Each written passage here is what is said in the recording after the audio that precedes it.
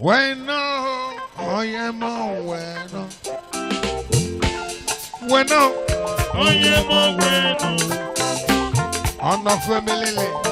Ono family wako. Ono te pio me wako. Ono family. Ono te pio me wako. Abataku is here, professionals. Bueno, papa, how you well?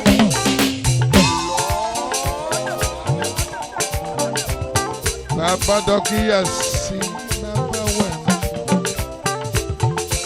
What you want, Papa? You bueno. What do you want? Yes, yeah, bueno. Amadu Gere. Ona wala yasi yanu da.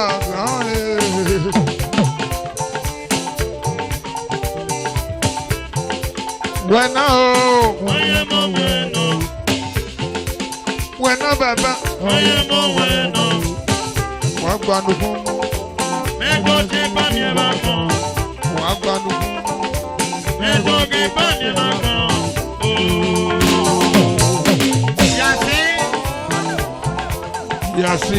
Yasi, bueno.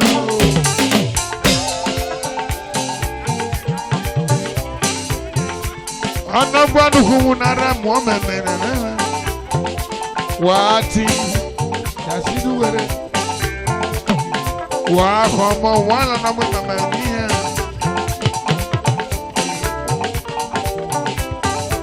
Yasi na yasi na.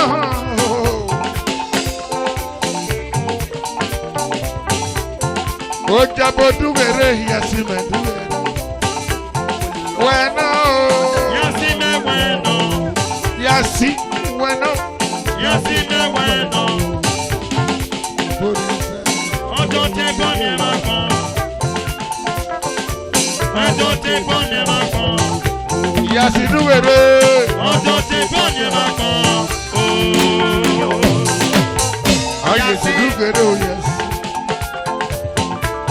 Mama Monica duwere. Ojefo. Ine duwere oh yes.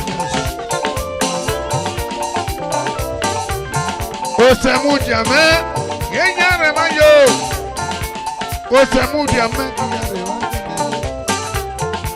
Mama favor, yenyare mayo. Osemu jame, yasino.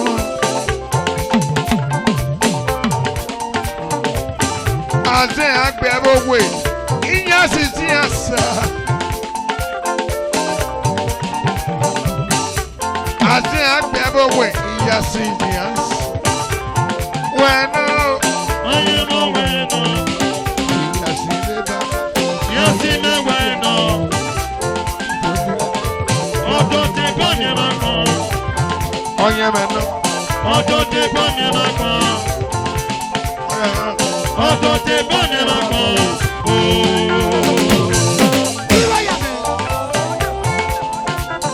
Matro de ramene mama.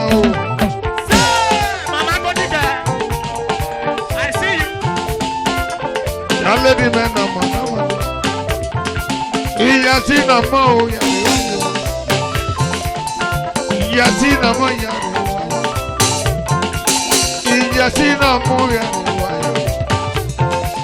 Si vete lo vi me ya rebayo.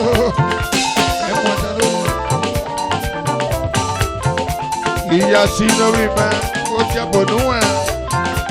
We ati wana no bomo ya. Yasi diansa. Uno ale agua wala no pea. Yasi no. Yasi no. Yasi no. Ojo bonu wala ho. Bueno. Yasi me bueno. Yasi me bueno. Obonu rese. Ojo te pone mako. Ojo te pone mako. Emesi no. Ojo te pone mako.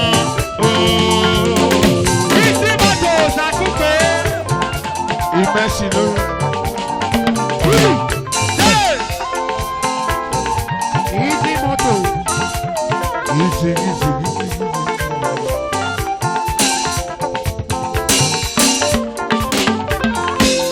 Monday, Manera.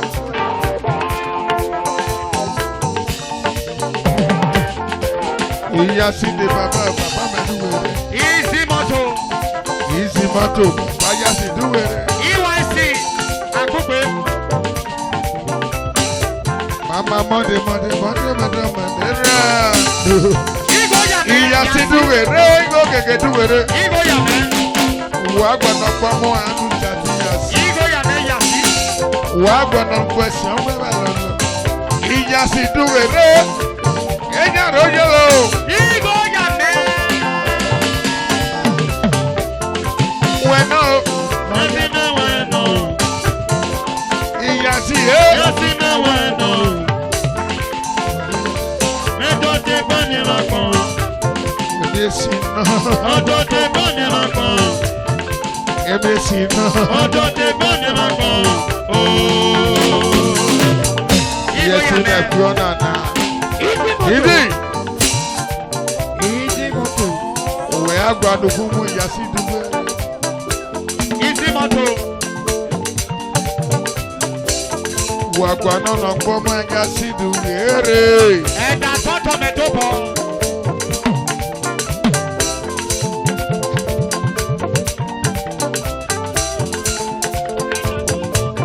Ẹ̀dọ́bọ̀ ẹ̀dà tọ́tọ̀. Ẹ̀dà dọ́kítà. Ẹ̀dà dọ́kítà. Tọ́tọ̀ mẹ́tọ́bọ̀. Ìyàsí náà. Easy moto nira hàn o. Yasi Igo Bẹ́ẹ̀ Akebe. àgbàdo mọ́tò èsì wò mọ́tò nìyẹn. Wò àgbàdo mọ́tò náà mẹ́sì mọ́tò mọ́ọ́yà. Ekwilikwili. Wò lẹ̀ easy moto. Igo Yame Yasi. Wò á sí òbòdì ọ̀ṣọ́. Ẹ̀dà tọ́tọ̀. Easy náà. Easy o. Easy náà. Easy o. Tọ́tọ̀ mẹ́tọ́bọ̀. Alwese nago. Oh. Easy náà wà dé o. Alwese nago ká wà dàtí sí ọkì fẹsẹ̀ ní. Akugbe Easy. Ẹ̀yẹ náà ṣọ̀rẹ́ àṣẹ bàbá yìí. Igo Yame. Easy moto.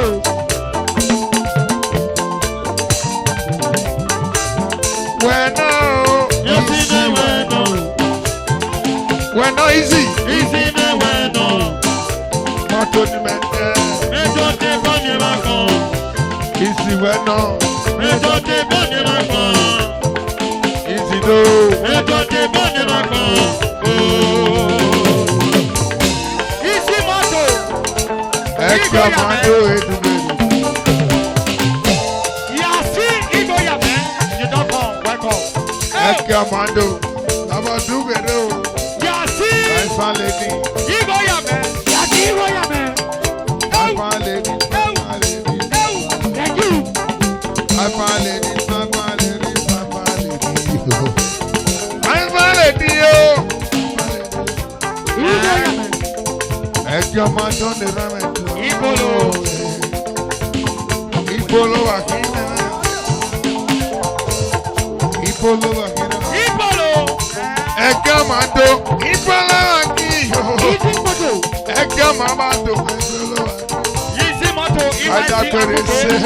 Aganagbere se. Mommy pressure. Ajagbere se. Aganagbere se. Second. Ìjẹba. Fọ́nà gẹ̀dẹ̀ fún ẹ̀mẹ̀ o. Òṣèlá fún mẹ́wàá. Ẹ̀yìn lá fún mẹ́wàá. Òṣèlá fún mẹ́wàá. Ẹ̀ka máa do ni. Ẹ̀jẹ̀ moto. Igo Yame. Wẹ̀nà o. Yasi me bueno. Fọ́nà he. Yasi me bueno. Ẹ̀ka máa do. Ojo te bani rakon. Ẹ̀ka máa do. Ojo te bani rakon. Ẹ̀ka máa do. Mejo te bani rakon. Oh. Ìgò yàmẹ́. Ìgò yàmẹ́. Say, Amakus MC. Thank you very much. Ìgò yàmẹ́. Ìgò yàmẹ́. Mrs. Okulo. Ẹ̀ka máa do. Pressure náà kò mẹ́ o. Toto Marie. Ẹ̀ka máa do. Toto Marie. Mrs. Okulo. Yìí.